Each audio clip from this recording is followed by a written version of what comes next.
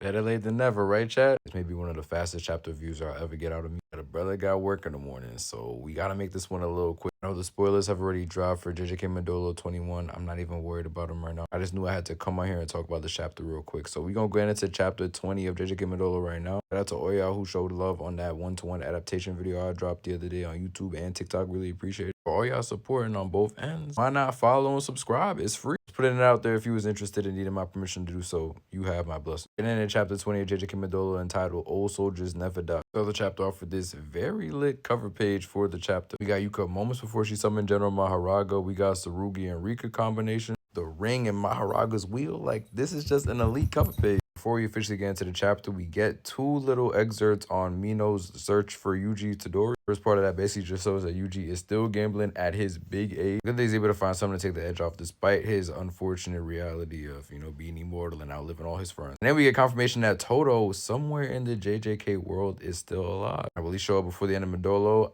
I don't know. I would not bank on that. But y'all leave your thoughts in the comments. We pick up the chapter right where we left off in chapter 19. We see Yuji getting called out by Mino before he could really even acknowledge the fact that he got caught after all these years of being in hiding. Remember that Hating Ass Submarine I was telling you about last chapter? Yeah, he jumps out the window of this building from about 10 to 15 stories up. Attempts to slice Yuji in half with this axe, but obviously that shit did not work. In fact, the axe didn't even touch him. Even the submarine, confused, perplexed, he's like, he's clearly a human, but his aura is giving off Kali and like, what's going on here? Before he can put all the pieces together, he just hears Yuji calling him tough before charging up a black flash with no prep time whatsoever. He just did it off the string. Proceeded to ping pong this nigga across Tokyo, obviously knocking this bozo out. Rest in peace. Now, not only was Yuji able to charge his black flash with no pre-fight beforehand, at least as far as we know, he's coming into this exchange fresh as hell. But he was also able to control the output of the black flash to ensure that Buddy did not die right on contact, as he did before poisoning Mino with about a 25th of my handful of his blood, and telling him that everybody in that building that he did that pierced blood technique on in the last chapter is alive. If this don't tell you that Yuji Itadori is one of them at this point, I don't know what else you need to see. This is top tier shit in the verse that we're seeing Yuji do right now. He was already Mr. Black Flash from the end of the JJK manga. Now he's just getting him off with no build up beforehand. Now he's able to launch widespread attacks throughout whole tower buildings, mind you, like 30-story building, seemingly making contact with everybody in this building except for one girl standing tall after this piercing blood technique from Yuji. Who is this? I'll get back to that later because there are discussions on who this character could be. I mainly say this to all y'all who is jacking that Gojo should have been the main character of the series, Yuta should have been the main character of the series. Here y'all go. The actual main character of the JJK franchise is here and he is showing out. I'm just glad I never switched up. To all my OG Yuji fans out there, we up 1,000 for real. Give yourself a pat on the back for staying put. After Yuji poisons Mino and tells him that everybody in the building is going to be good, Mino goes off on Yuji for not showing up for this fight with Dabura. Obviously, we know Mino was looking for Yuji personally throughout this entire series, so he takes this a little personally, especially now with knowing that Yuka had to throw herself in this fight. She was already sick, and the whole time Yuji was in the area, he could have took the fight with Dabura instead. Mino says all this, and Yuji's immediate response is, it doesn't matter. That shit would have pissed me off, not gonna lie. But then he proceeds to say, I mean, who even cares about Itadori Yuji at this point? Which is a parallel from what Gojo had said in his fight with Sukuna. You've probably already heard at this point from everybody who was on time with this chapter.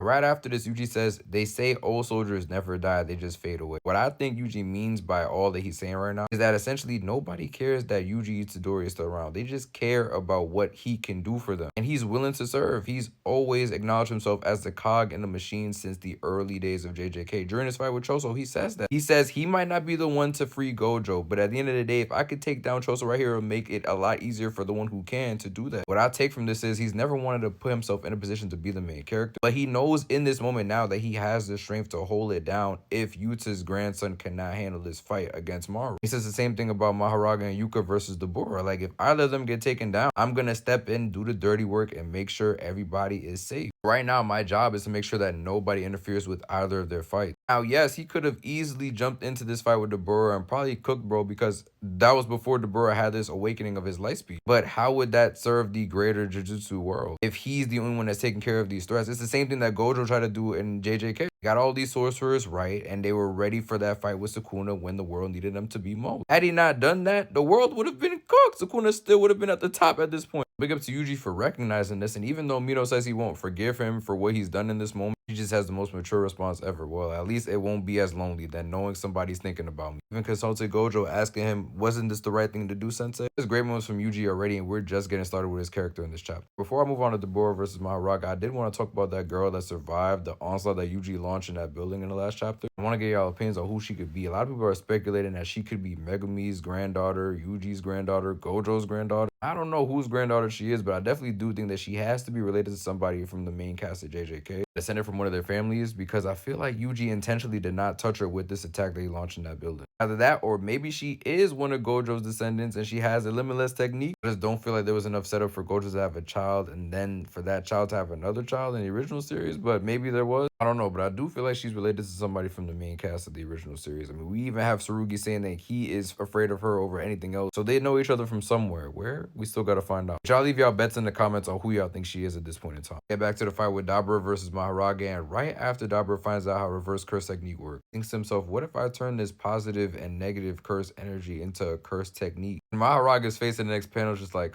oh shit, this nigga is learning too much. In this moment, we see him pull a Gojo level feat with this technique reversal. Similarly to what Gojo was able to do a red and blue, Dabura has formed a brand new technique on the spot. Is ready to launch it at Maharage. Now, whether or not he can take him out one hit with it remains to be seen. I highly doubt that. The longer Dabura stays in this fight, man, he becomes more and more dangerous. I'm very interested to see how he fares against Isadora Yuji once they get into a fight. As much as I don't want to see Yuka lose this fight and lose her life, I think that that's bound to happen. Because I just don't see Dabura losing to Maharage. But unlike Yuka, I definitely see Tsurugi taking out Maru. For all we know, he could have done it in this chapter, because we also get a continuation of their fight. These two men are throwing straight hands right now. We see Tsurugi get frozen up. It don't matter. He's breaking through, pushing Maru back, but Tsurugi's like, this is not enough. Calls up Rika, and she's like, hell yeah, I'm with all that nasty shit. Right after she says this, bro pulls out this sword from the shadows, but it's not just any sword. Nah, it's the soul-splitting katana. Paying homage to his grandmother with this. He cannot lose this fight. At first I seen this and I thought Rika was channeling Yuta's copy technique, because how the hell was he able to pull this sword out of the shadows? Even Maru was surprised by this. Rika says just focus on swinging. I will give you the strength to make this attack absolutely devastating. As Tsurugi is winding up, Maru is perplexed. We see all these cursed spirits are pulling up out of nowhere. Maru points out that they must be running because of the fight between Dabura and Maharaga. Yuji says, no problem, I got it. I just hit him with a little dismantle right quick and get him out the way. I mean, instantly packing up these cursed spirits. And not only that, guessing Tsurugi had help with getting rid of the cursed spirits as well, because there's two little mushroom-sized explosions after Yuji gets his dismantle off, but I don't think he caused both of them. I think Tsurugi was responsible for the other one, because we even see him charging up his swing in the panel next to Yuji. So he definitely caused that explosion. I just don't know what he was saying with that. Had to be the cursed spirits. But he's charging up yet again to go at Maru this time. He was very distracted. He's crying out of his third eye right now after seeing those cursed spirits / Kallians get taken out like that. It's the perfect chance for Tsurugi to strike, but some way, somehow his hit was too narrow. To get an explosive hit like that, the panel before, brother, you have to take Maru out with this hit. I'm not mad at it, because they gave us an additional 3 pages. And in those 3 pages, Tsurugi's like, yo, Rika, I appreciate you. Your services are no longer required. Rika just says, say less, good luck. Maru at this point is once again too caught up in the exposition. He's like, his mask came on? What's he finna do now? He wasn't shit before that mask. But just then, Tsurugi instantly pulls up on Maru on some Shumpo from Bleach shit. And we just see some blood on this no U-turn sign, ending the chapter. With that blood on the sign, I'm assuming Tsurugi got that finishing hit off on Maru and finished the job. But we won't know until we see Modulo chapter 21. I mean, there was a point in time where people thought Gojo won, and then the next chapter we see him in an airport. Same shit can happen with Tsurugi. Temper your expectations.